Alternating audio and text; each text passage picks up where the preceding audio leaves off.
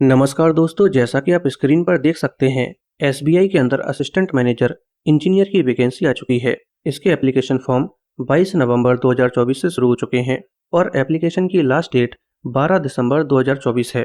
Total vacancy 169 हैं, जो कई सारी कैटेगरीज में डिवाइड हैं। आप टेबल में देख सकते हैं। दोस्तों, इसके अंदर 3 पोस्ट पर वैकेंसी आई है: assistant manager civil engineer, assistant manager electrical engineer और असिस्टेंट मैनेजर फायर इंजीनियर। आइए दोस्तों, आज डिटेल में जानते हैं कि इसके लिए क्वालिफिकेशन क्या मांगी गई है, आपकी एज क्या होनी चाहिए, एग्जाम पैटर्न कैसा होता है और अगर आपका सिलेक्शन हो जाता है तो आपकी सैलरी क्या होगी। दोस्तों, सबसे पहले आप ये जानिए कि इसके अंदर टोटल 3 पोस्ट पर वैकेंसी आई है और आप केवल 3 में से कोई एक पोस्ट पर ही अप्लाई कर सकते हैं। आइए दोस्तों, अब एक एक करके किस पोस्ट के लिए क्या क्वालिफिकेशन मांगी गई है उसे और जान लेते हैं। दोस्तों, अगर आप असिस्टेंट मैनेजर सिविल इंजीनियर के लिए अप्लाई करते हैं तो 1 अक्टूबर 2024 को आपकी सिविल इंजीनियरिंग में बैचलर डिग्री कंप्लीट हो जानी चाहिए और आपकी टोटल परसेंटेज 60% या उससे ज़्यादा होनी चाहिए। और इसके साथ ही 1 अक्टूबर 2024 को आपको कंस्ट्रक्शन की फील्ड में 2 साल का एक्सपीरियंस होना चाहिए। अगर आप असिस्टेंट मैनेजर इलेक्ट्रिकल इंजीनियर के लिए अप्लाई करते हैं तो 1 अक्टूबर 2024 को आपकी इलेक्ट्रिकल इंजीनियरिंग में बैचलर डिग्री कंप्लीट हो जानी चाहिए और आपकी टोटल परसेंटेज 60% या उससे ज़्यादा होनी चाहिए और इसके साथ ही आपको अपने फील्ड में 2 साल का एक्सपीरियंस होना चाहिए। अगर आप असिस्टेंट मैनेजर फायर इंजीनियर के लिए अप्लाई करते हैं तो यहाँ पर आपके पास 5 चॉइस हैं। पहली चॉइस है कि फायर ब्रांच से आपकी बीई कंप्लीट होनी चाहिए और आपकी BE national fire service college Nagpur से कंप्लीट होनी चाहिए। दूसरी चॉइस है कि सेफ्टी और फायर इंजीनियरिंग में आपकी बीई या बीटेक कंप्लीट होनी चाहिए।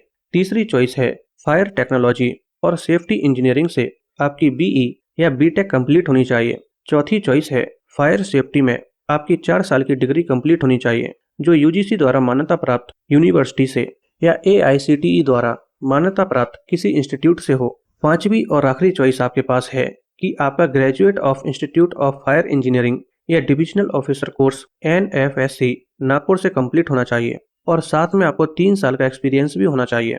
आइए दोस्तों, एज की बात करते हैं तो यहाँ पर आपकी एज 21 से 30 साल के बीच है और अगर आप फायर इंजीनियर के लिए अप्लाई करते हैं तो आपके लिए एज 21 से 40 साल के बीच है। दोस्तों, सिलेक्शन प्रोसेस की बात करूं तो सिविल और इलेक्ट्रिकल इंजीनियरिंग के लिए सिलेक्शन प्रोसेस 2 फेज में होता है। सबसे पहले आपका एक ऑनलाइन रिटन टेस्ट होता है जो एमसीक्यू फॉर्मेट में होता है। इसके बाद आपका इंटरव्यू होता है। ऑनलाइन टेस्ट आपका 2 सेक्शन में डिवाइड होता है। पहला सेक्शन जनरल एप्टीट्यूड का होता है जिसमें 50 नंबर की रीजनिंग, 35 नंबर की क्वांटिटेटिव एप्टीट्यूड और 35 नंबर की इंग्लिश लैंग्वेज होती है। पहले सेक्शन में आपको 90 मिनट का समय दिया जाता है।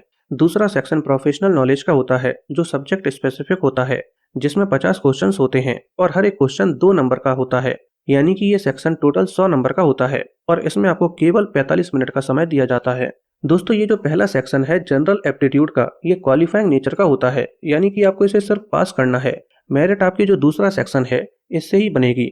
दोस्तों, अब सवाल आता है कि पहले सेक्शन के अंदर क्वालिफाइंग मार्क्स कितने होंगे, तो ये बैंक डिसाइड करेगा। इसके बाद दूसरी स्टेज पर आपका इंटरव्यू होता है जो 25 नंबर का होता है और मेरिट लिस्ट आपकी प्रोफेशनल नॉलेज टेस्ट और इंटरव्यू को मिलाकर बनती है, जिसमें से 70% वेटेज प्रोफेशनल नॉलेज टेस्ट को दिया जाता है और 30% वेटेज इंटरव्यू को दिया जाता है। लेकिन अगर आप फायर इंजीनियर के लिए अप्लाई करते हैं तो यहाँ पर आपका कोई ऑनलाइन टेस्ट नहीं होता है। यहाँ पर डायरेक्ट आपकी ग्रेजुएशन के बेसिस पर शॉर्ट लिस्टिंग की जाती है और उसके बाद आपका इंटरव्यू होता है और इंटरव्यू आपका 100 नंबर का होता है। दोस्तों, अब अगर आप जानना चाहते हैं कि इसका सिलेबस क्या है तो आप कमेंट में सिलेबस टाइप कर दीजिए, मैं इस पर भी एक डिटेल्ड वीडियो बना दूंगा।